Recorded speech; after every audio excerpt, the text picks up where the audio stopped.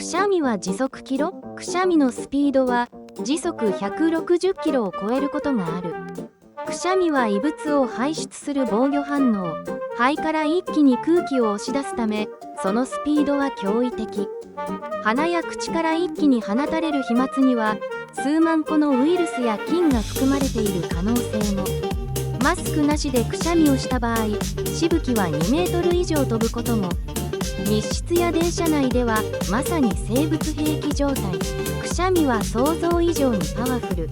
人前では必ず口元を押さえるのがマナーと感染予防の両面で大切。